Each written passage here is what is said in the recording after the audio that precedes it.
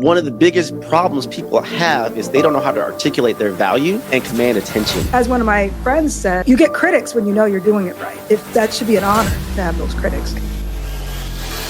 I want to ask the audience to get into this headspace before I ask this next question. If you are a leader, how would you rate your leadership over the last year?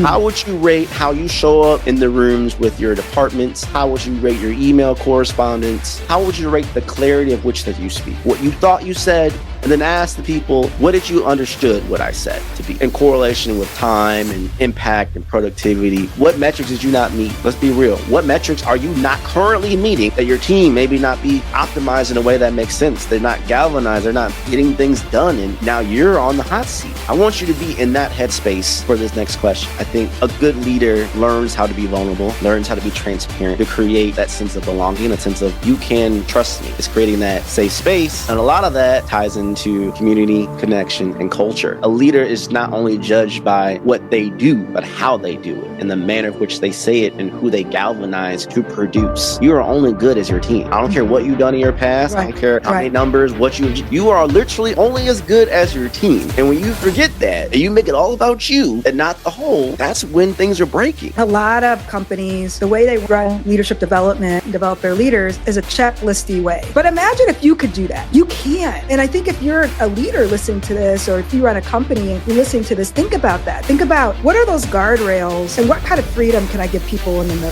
so they can kind of grow into themselves within the guardrails. And don't make the guardrails too tight. Hope, trust, compassion, and stability. And so that's why these companies that were cutting back, they're able to do it because it wasn't much anyways. It was just something to put in their PR books. Sorry. I mean, I had to put it out there. I digress. It's all about supporting people of color businesses. We know this, but I don't bring anyone on the show who doesn't bring value and impact that I haven't seen and experienced or know of people who have experienced firsthand. That's the rule of the show. With that being said, let's shift gears. Do we talk about the D to the E to the I to the B, or do we not talk about the D to the I to the E to the B? Yeah, let's talk about it. I'm happy to talk about it, actually. Let's bring it. The dots are connected. I don't know if people feel it. You watching or listening, y'all know the energies. I don't got to tell you it's there. It's just flowing. When a buyer asks AI for a solution like yours, does your business come up? Most companies have no idea. And by the time they find out, they've already lost the deal to someone who did.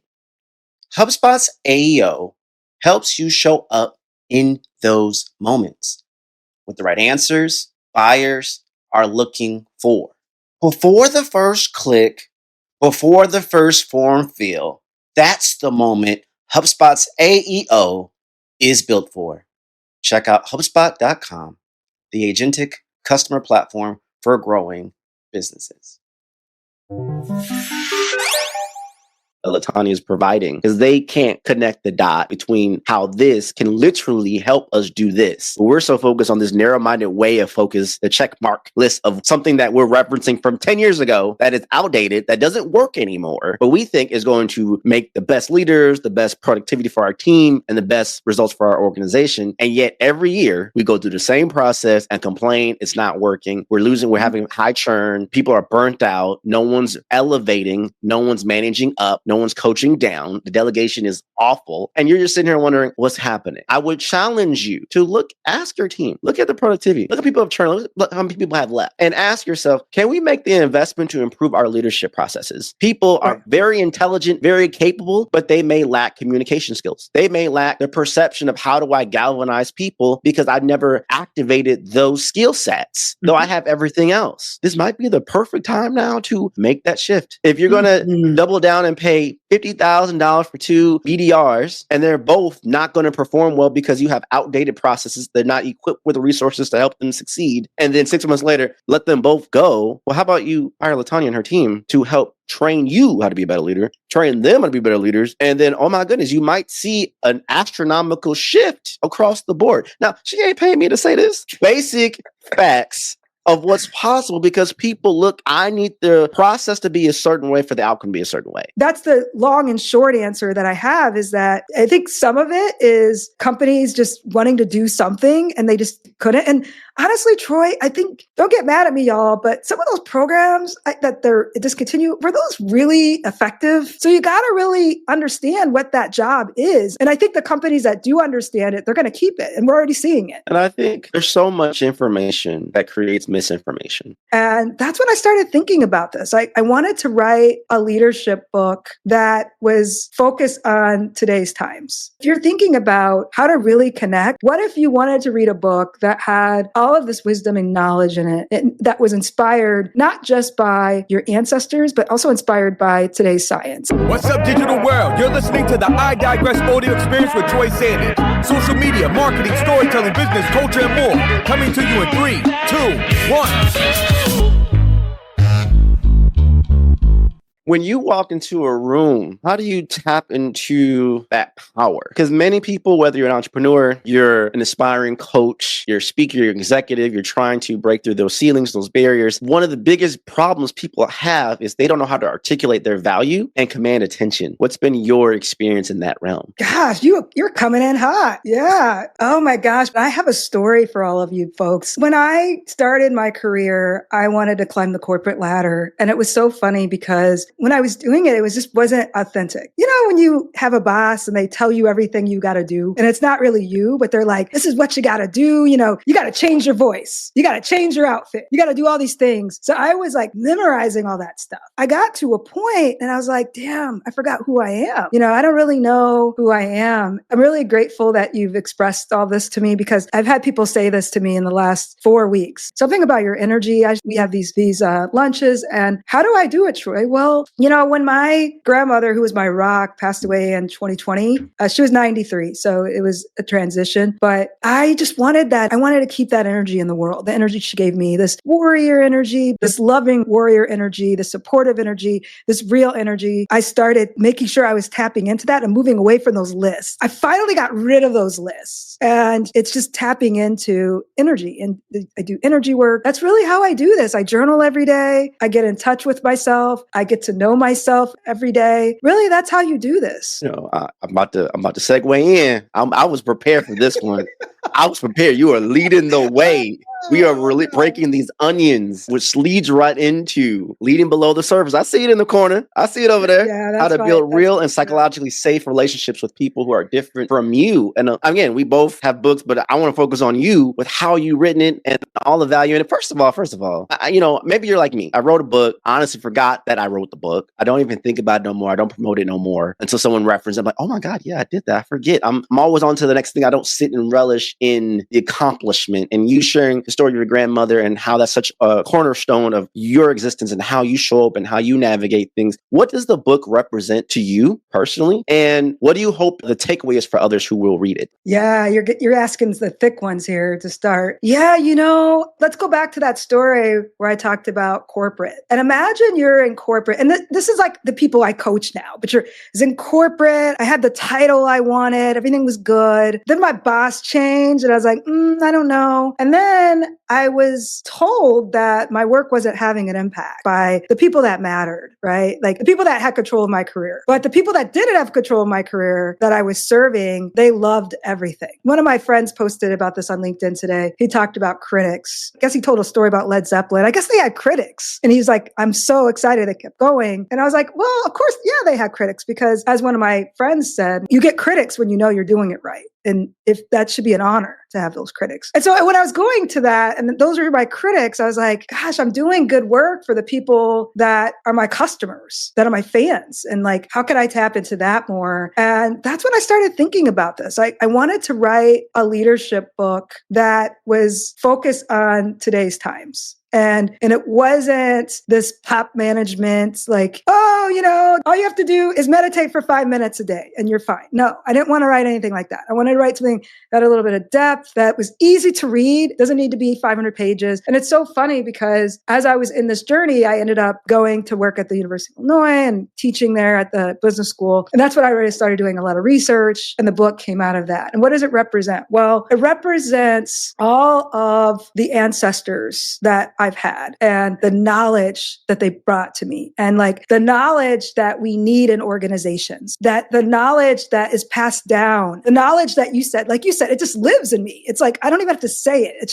just that knowledge that when you walk in a room, people know you have that. And another way I put that knowledge is wisdom, this perspective wisdom of your family. And my ancestors are, everything from the people that took care of me when my parents were working in factories. And they were, I call them my aunts and uncles, but they weren't, and grandmas, but they weren't, but they were. And I saw some of those people, but that kind of ancestral knowledge. And it's all of that. So imagine that, folks, if you are thinking about that, like my book is all about connecting across differences. But if you're thinking about how to really connect, especially in today's world, it breaks my heart how we're not connected. And that's what my goal is in the world. But that's what it represents. It's like, what if you wanted to read a book that had all of this wisdom and knowledge in it that was inspired not just by your ancestors, but also inspired by today's science? And that's what it represents to me. Let's sit in that. The dots are connected. I don't know if people feel it. If you're watching or listening, y'all know the energies. I don't got to tell you it's there. It's just flowing. All of that, the dots will connect by the end of this. I promise you. I think part of what you articulated so elegantly is the connection of all of it. And I love your transparency. I think a good leader learns how to be vulnerable, learns how to be transparent to create that sense of belonging, that sense of you can trust me. It's creating that safe space. And a lot of that ties into community, connection, and culture. And right now,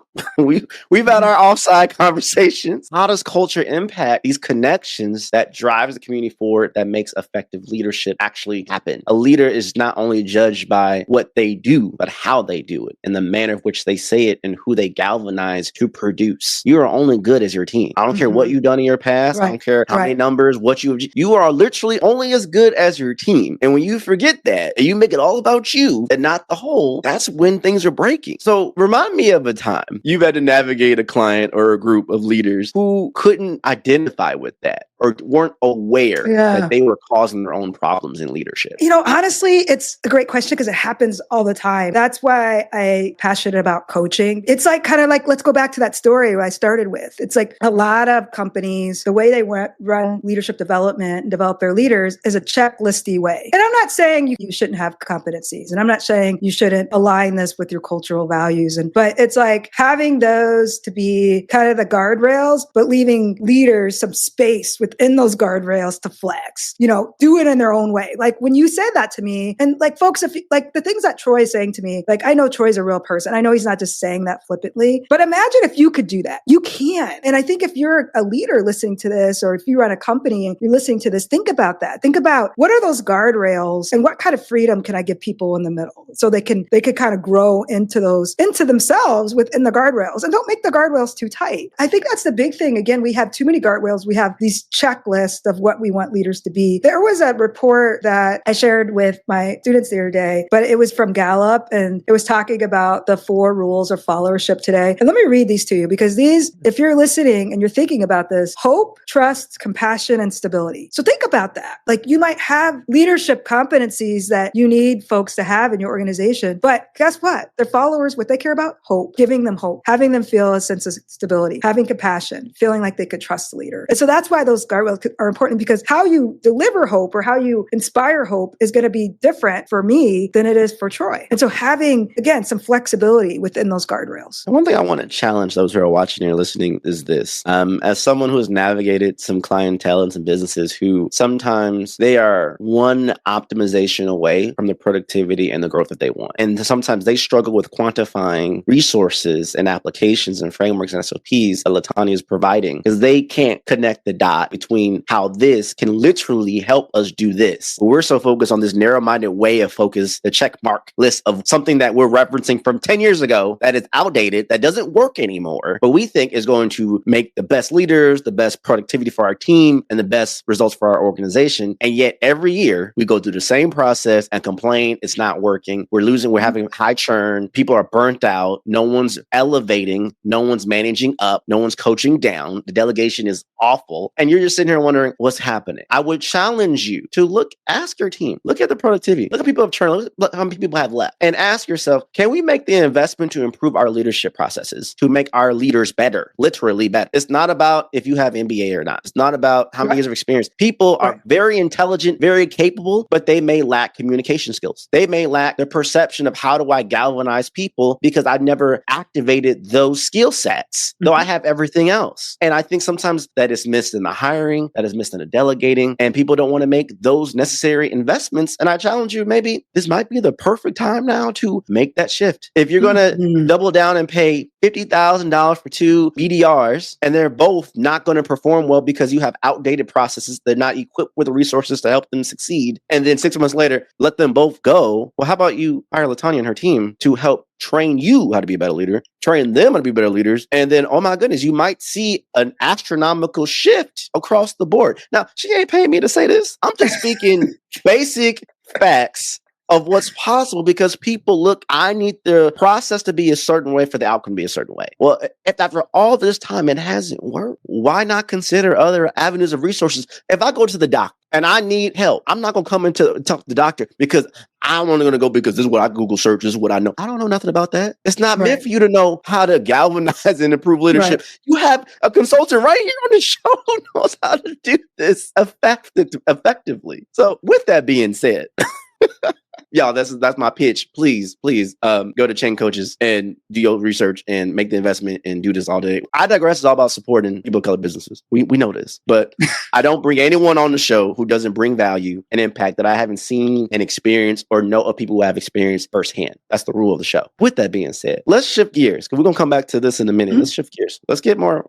fun. Let's fun. Do we talk about the D to the E to the I to the B, or do we not talk about the D to the I to the E to the B? Let's talk about it. I'm happy to talk about it, actually. Let's bring it. So the common misconception of what people think DIE is to what has been produced all over social media and the news to what it represented for people to just have a mile marker. We had George Floyd, DEI went up. Everyone's using it, capitalizing on it, trying to better understand it. But in my personal opinion, as an observer and a practitioner in some ways of it, LaTonya, you can maybe echo on this too in a minute. I always felt it went to a certain point and it plateaued. We was always stuck in the, why is it relevant? Why does it matter? Let's educate. And we just stayed on DEIB 101. And we never elevated beyond what was really there for certain groups, in my personal opinion. What are your thoughts as we've navigated now DEIB and what it means now to what it was? I have so many thoughts about this. I'm going to start with a couple points. I think my first point is what you described has always been the case. There's very few companies that are doing DEI well. The way that I look at this is DEI is culture. And I posted about this on LinkedIn a couple weeks ago. It's basically like, I don't even know if you need a separate DEI department if you're doing it well, because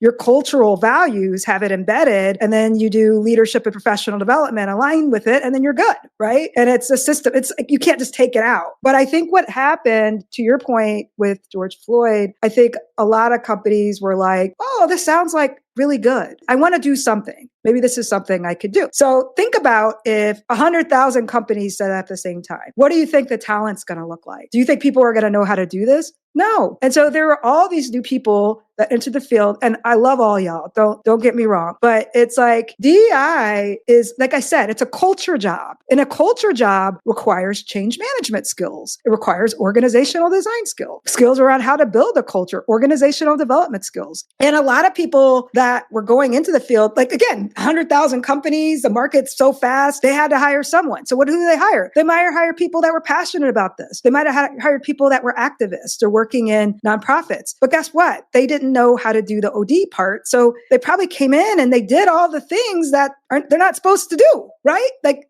if you look at the research, rule number one, don't mandate this stuff. Rule number two is you got to figure out a way to bring everybody in and give everybody a responsibility. It's not us versus them. In one of my early podcasts, I interviewed one of my favorite DEI leaders, and she reminded everybody that diversity is all of us. It's not me and Troy are the diversity because we're Black. It's like, no, I'm serious. It's a group of people. But I think we were picking that out, and it was leading to tokenizing. It was leading to these beliefs that only Black people mattered in DEI. It was leading to these beliefs that only certain other people mattered mattered in DEI, when again, it's all of us that are benefiting from it. That's the long and short answer that I have, is that I think some of it is companies just wanting to do something and they just couldn't. And honestly, Troy, I think, don't get mad at me, y'all, but some of those programs that they're discontinued, were those really effective? I mean, really? Like, I was reading, if you can like discontinue it in a day, is that effective, folks? You ask yourself that question. If it's something that could be torn apart in a night, then it's not part of your DNA and it wasn't effective at all. And so that's why these companies that were cutting back, they're able to do it because it wasn't much anyways. It was just something to put in their PR books. Ooh, sit with that, y'all. Sorry. I mean, I had to put it out there, but I mean, well, yeah, and I love how people are interested in this field, but guess what, folks? It's like when I first got out of college, I wanted to go into HR because I liked people. That is not that job. And it's like, DEI is not that job either. DEI is not a job because you care about people or you care about social justice. That's not enough. And that's not what it is. And that's why HR is a good example, because a lot of people in HR end up hating people. They had to work at HR and make these. So you got to really understand what that job is. And I think the companies that do understand it, they're going to keep it. And we're already seeing it.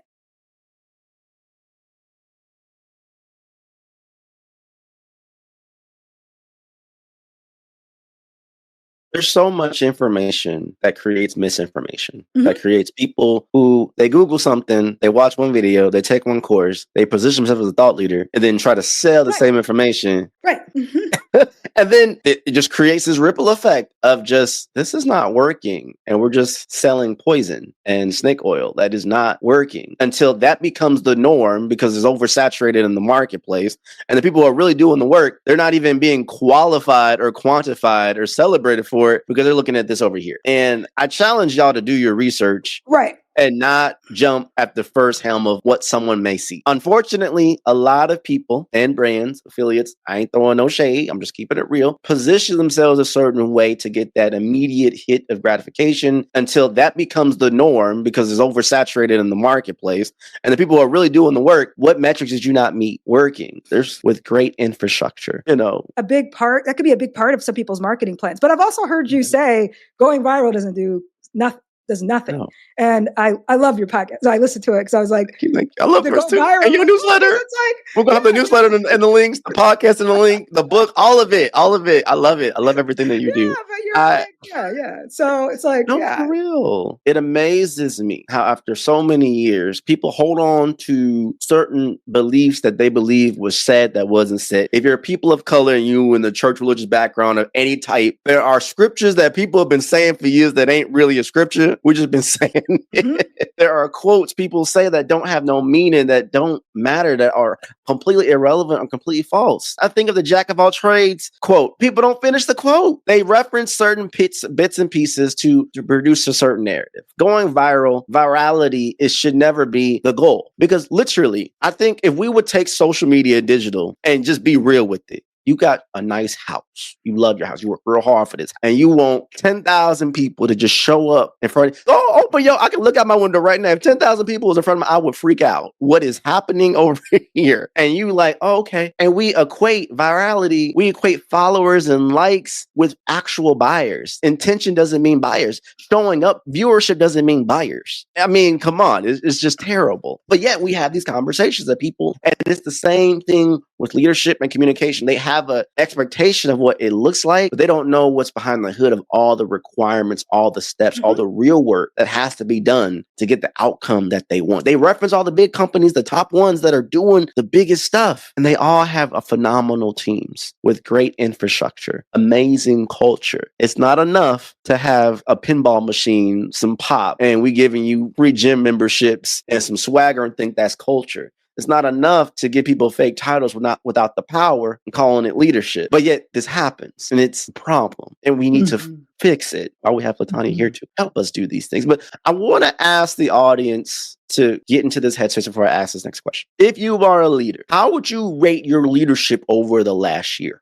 How would you rate how you show up in the rooms with your departments? How would you rate your email correspondence? How would you rate the clarity of which that you speak? What you thought you said And then ask the people, what did you understood what I said to be in correlation with time and impact and productivity? What metrics did you not meet? Let's be real. What metrics are you not currently meeting that your team maybe not be optimized in a way that makes sense? They're not galvanized. They're not getting things done. And now you're on the hot seat. I want you to be in that headspace for this next question. I know you're a very creative and systematic person. You have a way to organize the duality. You and your team, I'll give credit to everybody, the duality of that together. You're very observant. Well, we'll talk about that later. But I think with that, how do you delegate amongst your team to create programs and cohorts and infrastructure that actually guides leaders through your process? Was it rough in the beginning? I'm assuming it was, but maybe talk about a few challenges in the beginning. Understatement. What's working now? That's so funny. I love it. I love it. I'm like thinking about like this metaphor. Coach, I like to think of metaphors, but like imagine you buy your first boat and you're like, I'm going to invite all my friends and take it for a spin. And it's like, let's say it's like a 10-hour ride. Like you're going to do it for a day and you get in the water and you're all excited and everything's working well. And then you get like 4 hours in, it's like, oh my gosh, there's a storm and you didn't expect it. And you're in that storm and you have to get through that storm. And then you're like panicking and some of the friends, like they unfriend you on the boat and they're like, nah, you're not cool anymore. I'm not going to rock with you anymore. I'm done with this. And then you're like, wait, should I keep these other friends? Like what? Like, are they here for my boat? And then by the end, you make all these decisions and the water gets smoother and then you come home. That's how it is. I've had my business for 5 years. That's exactly the boat ride I had. Now, the way that we're structured, the way we get people through this process, I have a chief of staff, which, oh my gosh, I didn't do that till last year. I was so excited. I think we talked before like right around the time I did that. And that was the best decision I've ever made. There's a book called Growing Pains. I have like a little section of it, like a little packet from it that someone sent me. And it talks about, I think it's like poverty, something like poverty staffing, where you staff your team with people that are cheap, but not people that could do the job. And I really had to learn that lesson. So like back to that boat, shouldn't be the people that would be easy to invite. It should be the people that I really want on that boat, or that really could help me on that boat when there is a storm. And I realized I didn't have the right people on that boat, but I thought that I needed to keep them because of longevity. And that's how I was trained in corporate. So long story short, yeah, I have a chief of staff. I've got a really great assistant that do some of the inner workings. And then I've got a great team of coaches and they partner with me on different engagements. It's really nice. I think it's the first time that I feel like I have the right team. My team pushes me to do more. They push me to charge more. They push me to get bigger. They push me to, I'm like, wait, do you think we should be charging? We should be charging. I've been in these workshops. What are you talking about? So that's when you know you have the right team. When you're not directing, we're doing the things, I'm leading the way that I'm telling all y'all to lead, like that I'm coaching you to lead in, is like, okay, we got to listen to my team. I got to give them hope and stability and trust and like the things I talked about, what followers want. And those are the things they want. And so, yeah, just have that mindset where you look up, not down. I was watching a show called Fire Crunch. I know it's been out for a minute. I'm one of those people that like, if it's popular, I'm going to wait. And then I'm going to watch it on Netflix because I want to binge. And there's one episode where this lady named Eve is trying to consider, maybe I'm going to go into higher level of chief and associate and all that stuff. And she's a gun-ho person, like, I'm all making action, executing. And there's that separation of like, hey, you don't execute no more. You can tell someone else to do it and direct them and delegate to them and show them how. And you're standing making the whole thing happen. There's that period where you're letting go of no one's going to be able to do it like me versus, someone could probably even do it better than me. Mm-hmm. Or even if they can't, if they can get up to 75% like me, that's going to expand my potential earnings, my outcomes, and save me some headspace, which is going to maintain my longevity of what I'm trying to do in the business. And I think sometimes people get too caught up in the weeds that they forget the vision. We can actually prevent ourselves from actually achieving our vision because we won't get out of our own way to make the investment in others to allow us the ability to do more. I think some of that is rooted in corporate America when you have to make that switch from corporate to entrepreneurship. I think some of that is rooted, especially depending on how you were raised and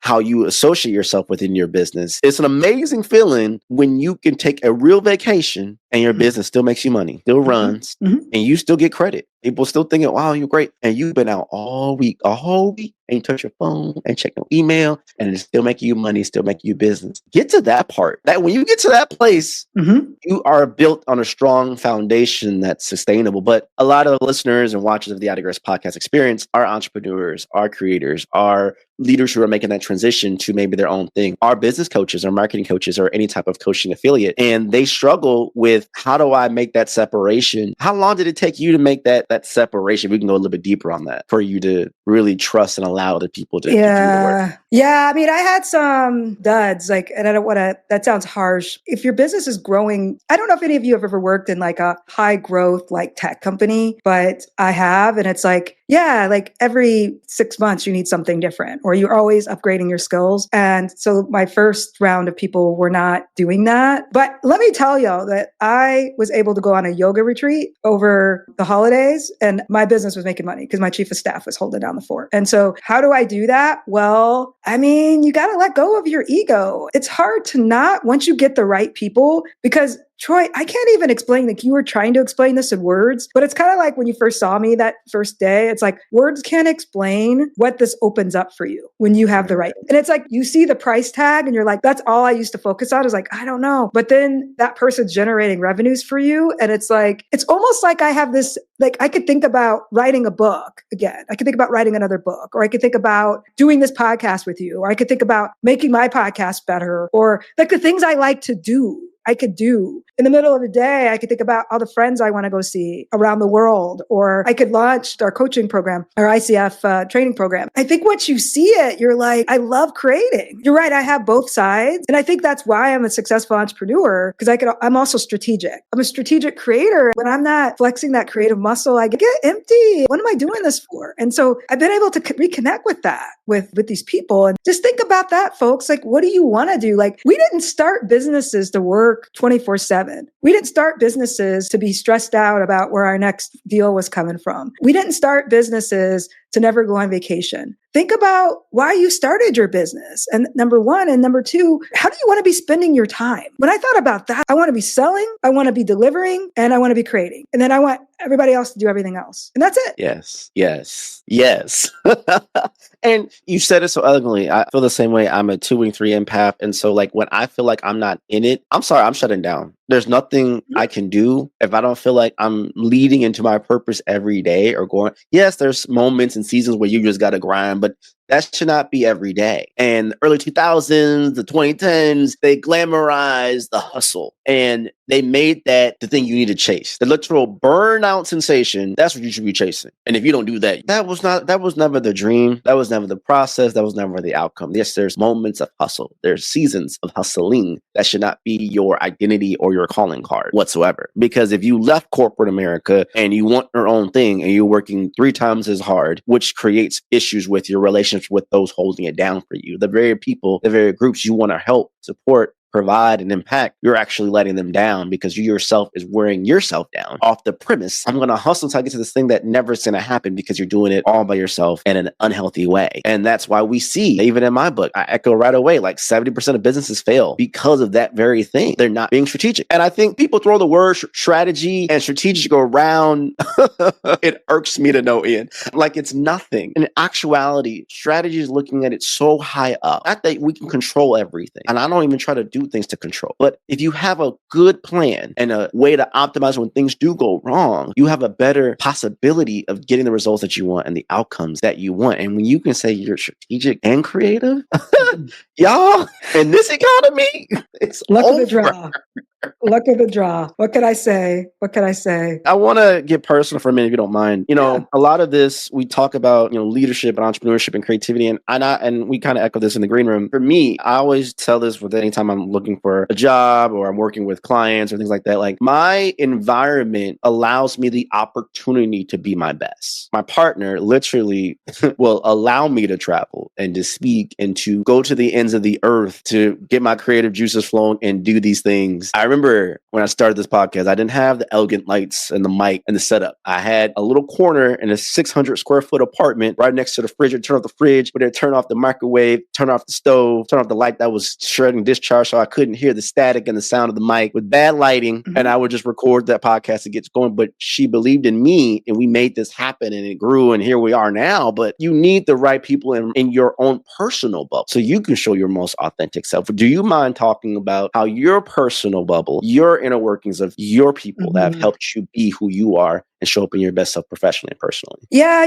I've been very fortunate because, like you said, when I show up to spaces, I think people have a strong reaction, like either, oh my gosh, I really want to know this person, and I'm going to say that, or they don't, right? And I remember when I was in corporate and I was at a crossroads, I hired this leadership coach for one of the programs I was working in, and she was coaching other leaders at this company I was at, and I just loved her. And so we became friends, and she became a mentor after that. And now she's one of my best friends, and she's 70 years old. But she was a person that was like, LaTonya, you should be a coach. I was like, no, I'm already coach. She's like, no. And so she was the reason. She's been so instrumental. I have a couple other friends that are just really also just very close. Like one of them he's in his 60s. He's a very successful businessman. And yeah, we just hang out and talk about business, and we go to comedy shows. We do fun stuff. And then I have younger friends that I talk to. And so it's, and then family, like you said. I think my family, I think with my family, they had to really see the business to believe in it. And so at first it was like, what are you doing? Everybody wants to do this. That's not going to work.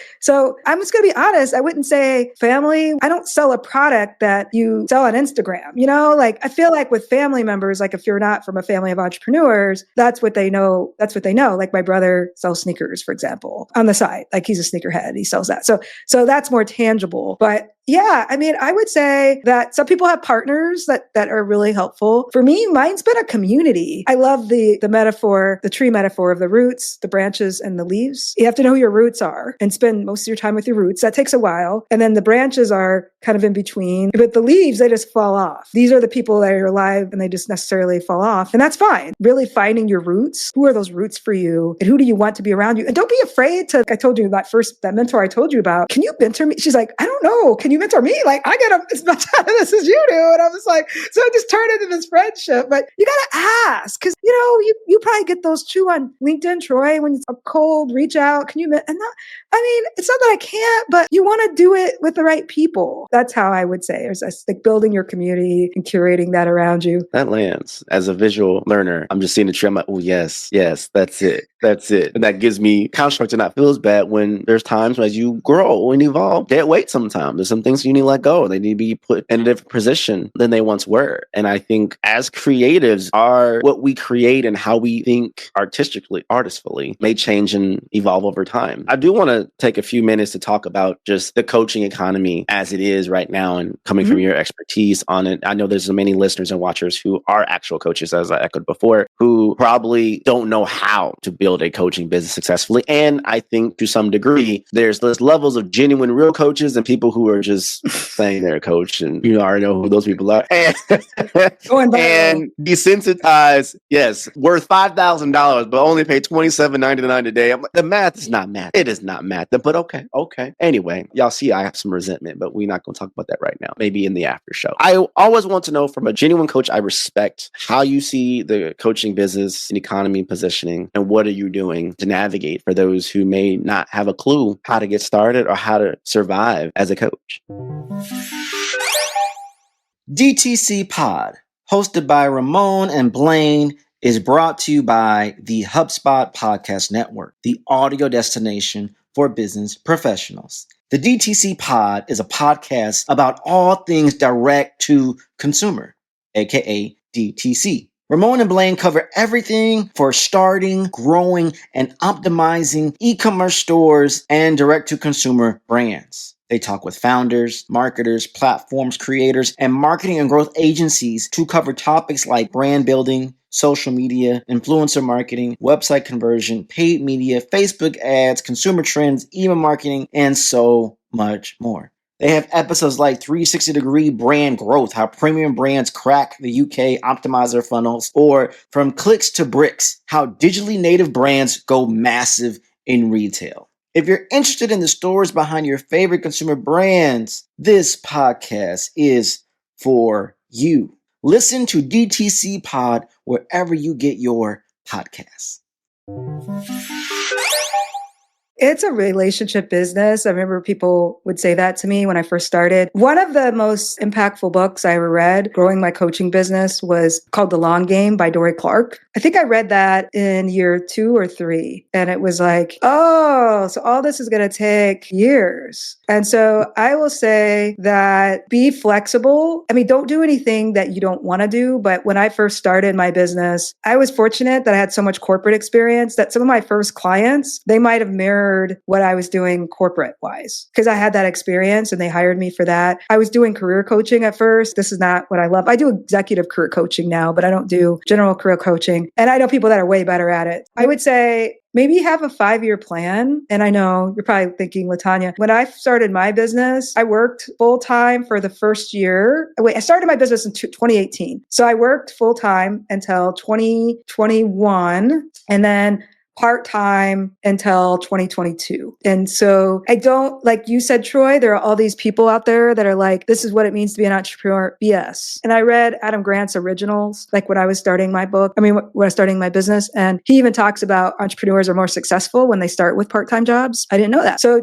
like all these things you're hearing, I would say, when you're starting it off, and a lot of people ask me to mentor them, and this is what I tell them, and they get mad at me. The reason why I'm becoming a coach because I don't want to do my job. You know how you can make money. If you have a skill, can you weed it out? Can you like slowly just weed it out? And that worked for me. And now, again, it took me 4 years to be, okay, this is good. I'm good. But it's just different for everyone. And you have to have, I wouldn't say you have to have a niche. Like everybody says you have to have a niche. And I think you need somewhat of a niche. I mean, for me, it was like, what types of clients do I want to work with? Like motivationally, what do they want? What are they looking for? But yeah, hopefully that's helpful. But I just think flexibility is the key to success, especially when you're starting off. And you're right, I have an unfair advantage because I'm very strategic. And so I can, like a lot of people aren't that way. So you can't think ahead and you can't visualize. So hire someone that's good at that.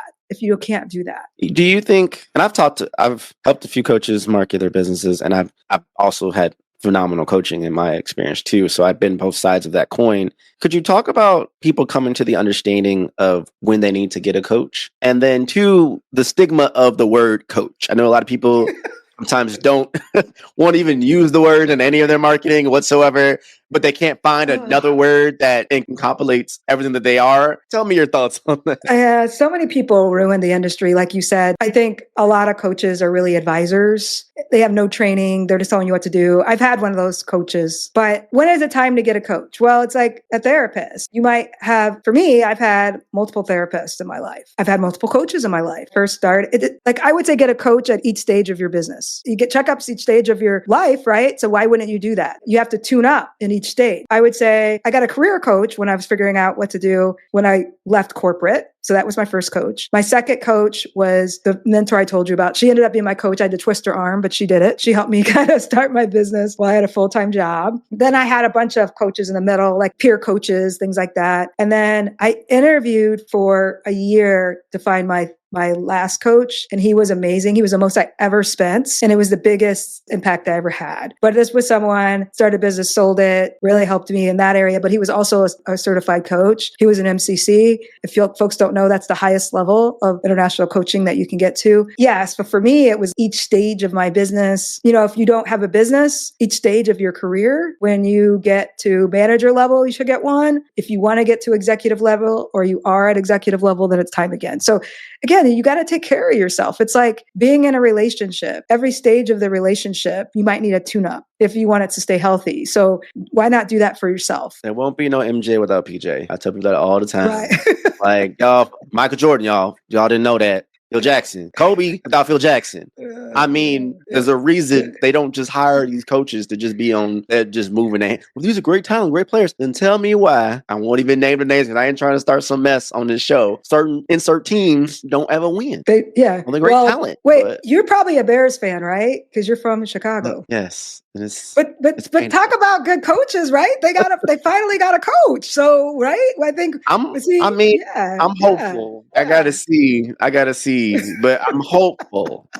We've been hopeful for years. We kept saying we're going to get a quarterback, and we always miss the quarterback that does the best. Right. But again, this is why coaching is essential. And I always tell people, yo, for real, think of all the potential that's inside of you if you had the right people to bring that out of you. You can't, if we could rewire ourselves to be our best selves, we all would do it. It always takes another human being. This is how it works, y'all. It takes other human beings to bring out the best in us, to inspire us, to activate what's deep inside to come out for us to find that out, whether it's therapy, whether it's coaching, strategy, all advisory, all of those things. And how you said it, you need to elevate at every stage you are. At a certain point, I got to make that investment. I got to make that change and move that forward. Going to the last bit in our home stretch here of this amazing conversation. 2 questions. 1, what is the question people don't ask you before they choose you to work with you that they probably should? Besides, like, what's your price? Like, can we get started today? I don't know. And then your second question is, what's been making you the happiest right now? Yeah, I think the first question would probably be, I would love if one of my clients asked me this, what can I do to get the most out of this relationship?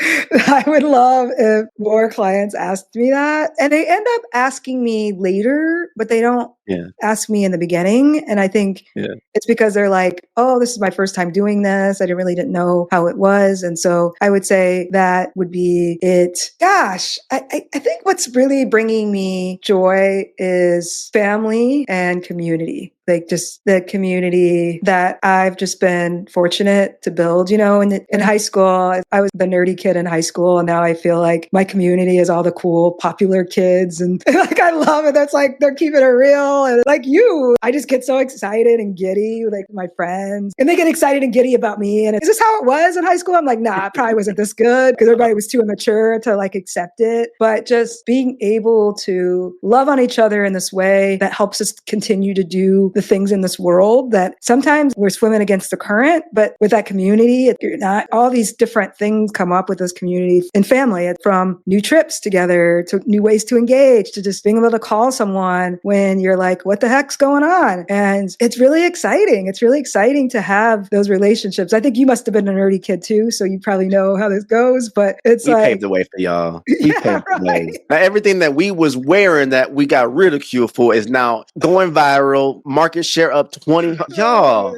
Yeah. Man, when I saw Champions making a comeback and everybody was wearing, I said, y'all kidding me? Now are you serious? We can wear New Balance. Now that's hot. That's fire now. Just way the culture. Ooh, boy, I tell you. I think these clear glasses, I think I wore these when I was young. And what? Yeah, New Balance. That's interesting. Yeah, I didn't wear those. Reeboks maybe, but those are back in too, aren't they? Yeah. They had their moment. Okay. It's just all interesting. But no, I appreciate you. And for those who don't understand, I am trying to be very reserved and not be too giddy as the connoisseur of the show over here. But seriously, you have moments with people that they stick with you and you don't know where it's going to come back later, but you like, yeah. What I want people to take away is not only in leadership development, and why you should also go to changecoaches.o, follow LaTonya Wilkins on LinkedIn, subscribe to her newsletter and her podcast. All those links will be in the show notes. But even beyond that, just consider how a conversation started back then and how regurgitated to now we're having this experience. People are going to get this value. And I'm a strong believer that people are going to reference this show and be like, LaTonya, I watched and listened to this podcast episode and I need you. Let's make this happen. All because you created that space for that vibe. I would employ anybody to have conversations. Like you said, you've got to ask people. You got to meet new people, right? Especially if you're an entrepreneur, if you're a creator trying to make your own way. If you just set it and hope people are going to show up, that is not how this works. We are in an attention-based economy. But even beyond this digital construct that you're watching or listening to this episode right now, go out and actually meet people, have real conversations, show off your swagger, show off your value, talk about, get vulnerable. And I find it easier to be vulnerable in person because, one, there's no paper trail. But two, you never know who may have the keys to your next client, the keys to your next involvement or development or next opportunity. Not that you're fishing for every conversation to be that case, but it allows you to do that. And I think that's one of the biggest reasons people fail in entrepreneurship, because they don't have a strong community. They don't galvanize and help each other get a piece of the pie. And so I'm hoping if you're watching and listening to this, you go get more pie from LaTonya and all the stuff that she's doing with her team and moving this forward. So I appreciate you for being on the show. This was great. I hope it was great for you. Yeah, this is just the beginning, Troy. So yeah, this is definitely just the beginning. And yeah, I'm looking forward to connecting with some of you folks. Yeah, follow me and listen to our podcast, Leading Below the Surface. And Troy said, that's the way of the future. Let's get out, talk to each other. Again, that's what's bringing me joy. The way community's changing, because I think we went to the online and now people are back and it's really nice. It's really is nice. Very refreshing. That dark social, it's untraceable. Right. If you were there, you were there. That's how it was in the 90s. Right. If you had to be there. If you weren't there, you missed out. Right. You missed out. No more streaming this. We have these private moments, private communities. That's where it's at. Right. And honestly, a lot of coaches, if you learn how to tap into that power, you have an ongoing resource of advocates that can drive your revenue and build your community and sales pipeline. With that said, thank y'all. Until next time, T out. And that's a wrap. We hope you enjoyed this episode of I Digress. What was your takeaway? Care to share your thoughts and tag Troy on social media? You can find him on all platforms at Find Troy. Don't forget to like, subscribe, and leave a review or comment for this episode from wherever you're listening. Looking for a marketing strategist to build the structure, strategies, and systems you need to get the success you want and the ROI you desire in your business? Book a discovery call to talk with Troy at findtroy.com. And as Troy's philosophy goes, imagination is the engine, content is the fuel, social media is the highway, marketing is the roadmap, sales is the destination, culture is the GPS. Thanks for listening.